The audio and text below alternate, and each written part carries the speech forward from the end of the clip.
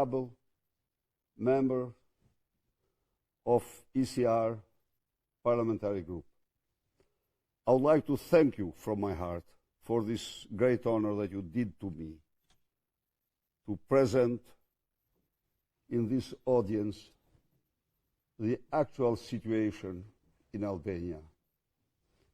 I have been here more than in any other international institution. I came as a president of the country. I came as leader of opposition 8 years long.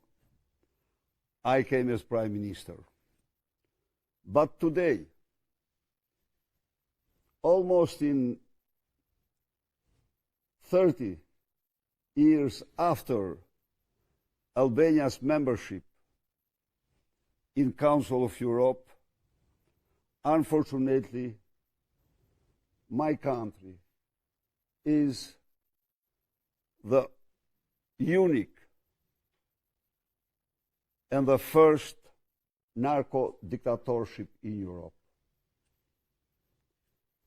Albania, in this 30th anniversary, is a country where, before the elections, the Prime Minister opted to have a fourth mandate by arresting 3 leaders of 3 major parties of opposition. They arrested me 333 days with no penal fact. They concluded by accusing for passive corruption the fact that my daughter paid a bill for 1 week vacation and a bill for health care. My son-in-law is since 440 days in house arrest and prison. He has taken 410 meters land from his grandparents. Everything documented by official documents that the land belonged to his grandparents and was confiscated by communist regime.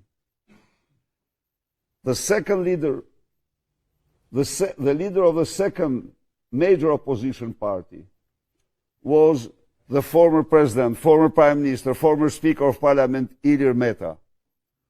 One day, some months ago, entering in Tirana, he was brutally aggressed by the police. He was drawn from the car without showing a mandate of arrest. He was jailed as person under investigation, and he is still in jail as person under investigation. The third leader of the third opposition party is Fatih Mbledhja, the former Minister of Defense during the time Albania got NATO membership, is put in penal process for a judged matter 15 years ago with no penal fact. The regime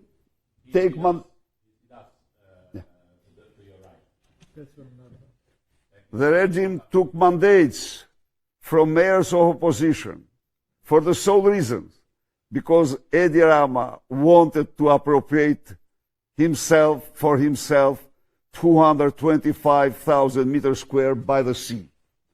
And of course, the candidate of opposition was not at all willing to provide that possibility, Edi Rama.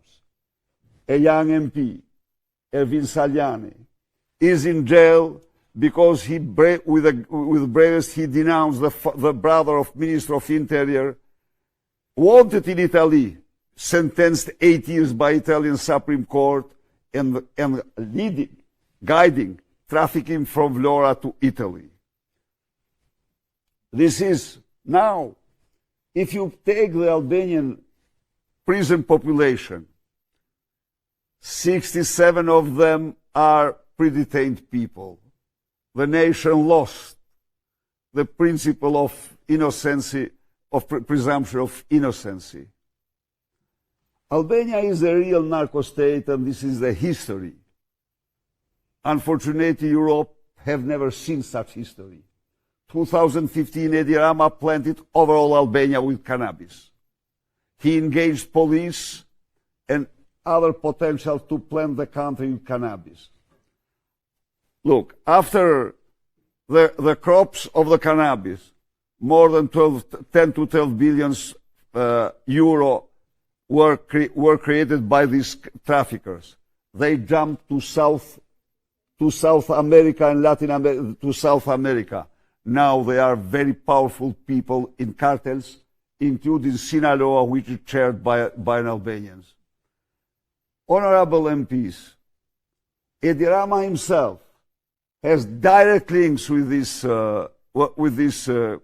criminal organizations. In his office there is an advisor which coordinates the activities of these organizations. He received in his office the Sinaloa boss, Albanian Sinaloa boss, provided him a license and he accepted, and the permission for a 5-star hotel. But all this organized crime, which is famous and terrible, is deeply involved in elections. French, Belgian, and Dutch authorities brought to Albanian authorities 1 million pages of transcripted conversation and messages between organized crime with crypted telephones. But what it was found was that the communication went up to Edi Rama and his ministers. It was found that half of this communication were for elections, violating elections. Now we are in election campaign. The Prime Minister is distributing, respect no law, is giving to every pensionary 100 euros as a gift for votes for Prime Minister to 760,000 people. He issued a decision, government decision, to provide 138 licenses for cannabis plantation, cannabis for votes. He's using 100 millions of euro in order to buy votes. He had encouraged all mafia clans to threaten people in order to vote for him. But the situation is very, very, very desperate. My nation is fleeing since 2014 until 2023, according to Eurostat. 1,099,000 Albanians left Albania for Schengen area, only for Schengen area. The economy, for 3 years long, the industrial production is falling down. The exports, because of narco-euro, euro is devaluated 35%, and the exports has fell from 1 year to another 32%, thousand Albanians losing their job and fleeing from the country. The problem is that Europe never have seen a narco dictatorship, knows all other kinds of dictatorship, this one not, has difficulty to perceive what is going on. That's why I'm here, to present the case and to assure you that in a dictatorship, people have no other choice than fighting, and we will fight and fight and fight. And I'm deeply convinced that we will prevail. They have no future. Whatever help you could provide, we will be most grateful. A narco state is not dangerous only for his own people, is dangerous for neighbors, is a danger for whole continent. Thank you very much for your attention.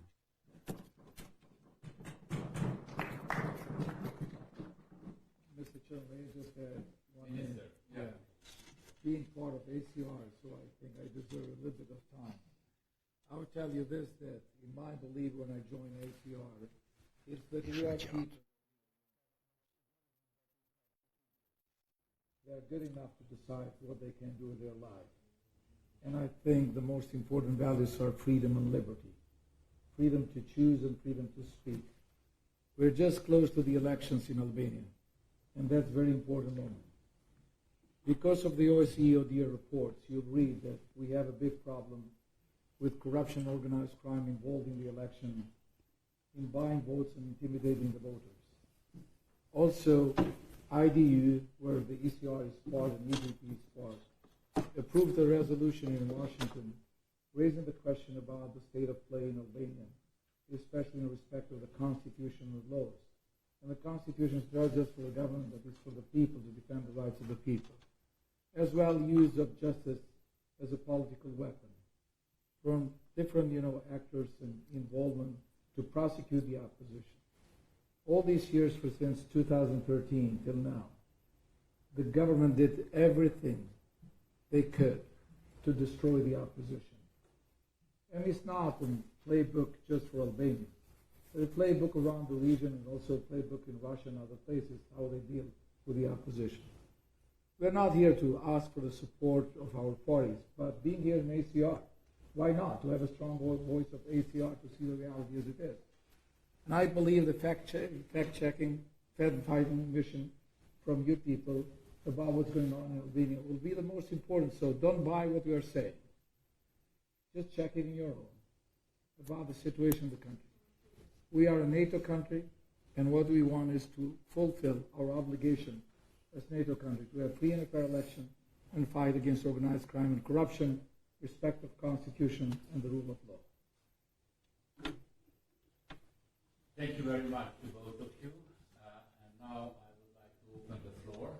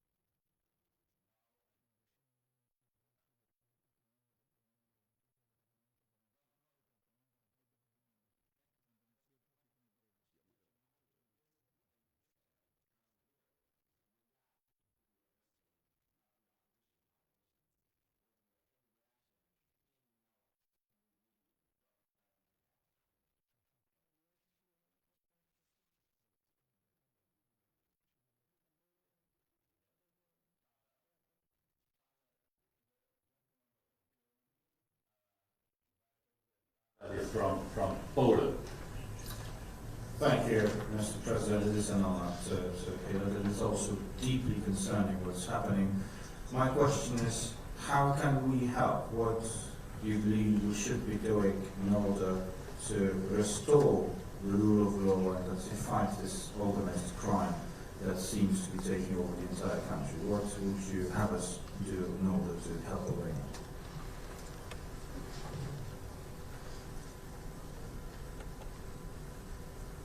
One, two, three. Okay, I close the contributions. I would like to ask you, in the context of the American question, about the role of a famous Hungarian in America, called George Soros. Could you imply into your answer that element as well? Then we would like to return to you the floor. President, you have the floor. Thank you very much for your questions. First, I regret very much to tell the audience that at least U.S. Ambassador helped very much Edi Rama in installing the narco state. 2015, when all over the country was covered with cannabis. He went and praised police, telling that I praise you for extraordinary job against cannabis, against drugs. I went and met him. I told him, sir, this is supporting. What is this drama happening? He told me, we do not mind about soft drugs. But I told him, look, these soft drugs might have terrible consequences for my nation. Are crime. Is crime because everywhere armed people who are guarding plantations. And this is at least full violation. But Edi Rama have been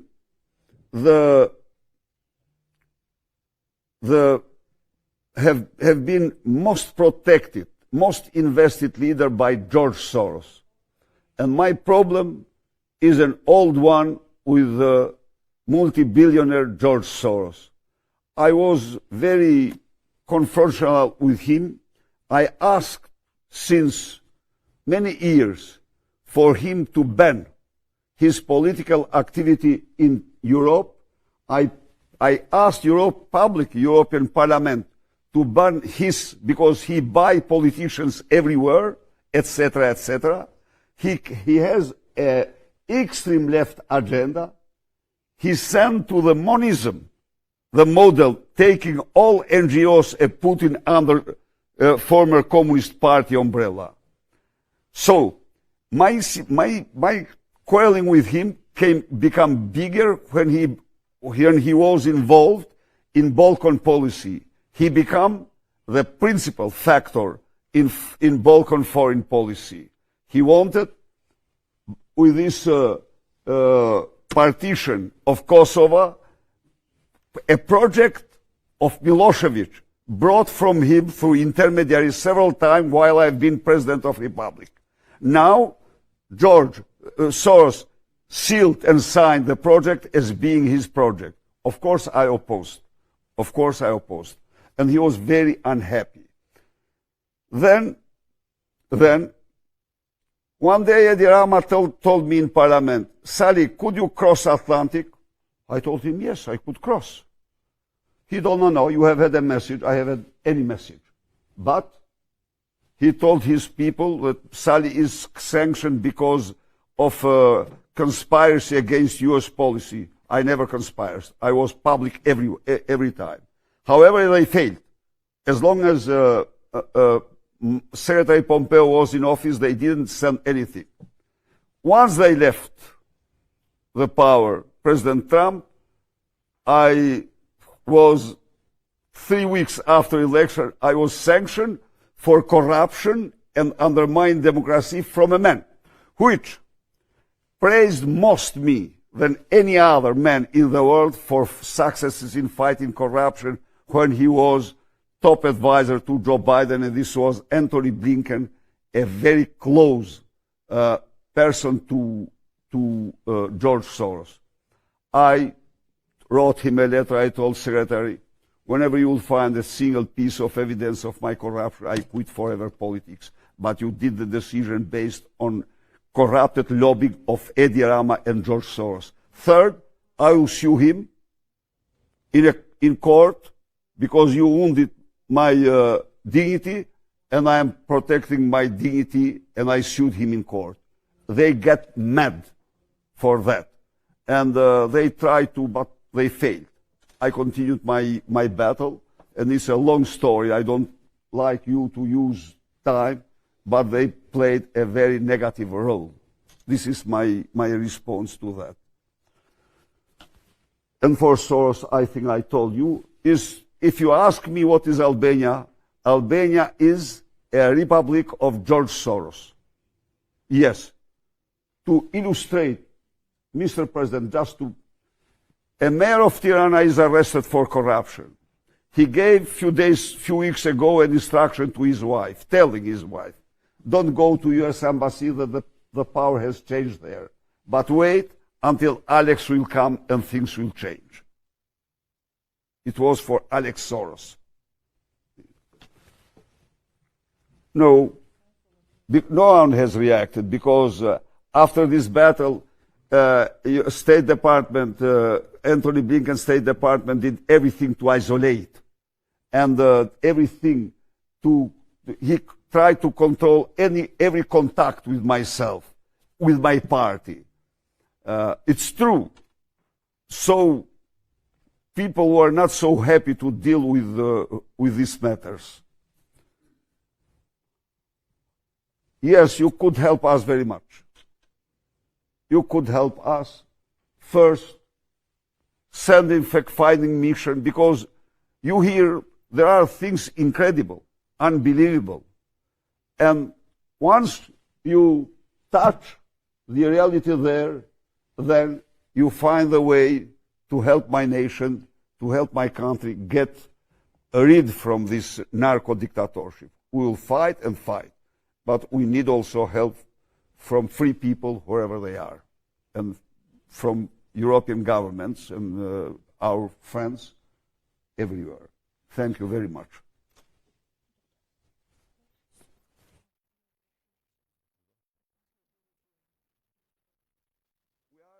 Yeah, we have these elections. Your observation is very important. Now I talked something, but media are 80%, more than 80% controlled by the government. At the end, identical to Habibullah of Kabul, he blocked the TikTok. And he had installed now deep pocket inspection, some devices to control internet also. This is true. This is true. Once the youth started to criticize him in TikTok, he banned and he blocked 2 weeks ago TikTok. He do everything to limit our communication with people.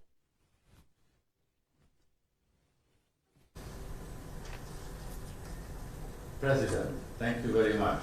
We are very honored that you have decided to come to Strasburg in the midst of the election campaign. We wish you all the best in the coming period until May. I would draw your attention that the Council of Europe will have election observation mission.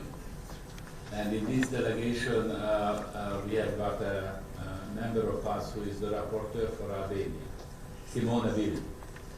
Is going to be a member of this delegation, and he is the rapporteur of the Council of Europe for this. He will head the delegation. Sorry, he will head the delegation. So he will be the leader of the delegation of the Council of Europe. So we will have someone who will make sure the objectivity of this mission and the report. Thank you to your colleagues as well, to Minister and our colleague who is in the Council of Europe. Actually, the President was also a member of the Council of Europe. I do remember that we have served together here in the old days. Thank you very much. Wish you all the best. Thank you. Thank you very much. I'm very, very grateful for your attention. Thank you.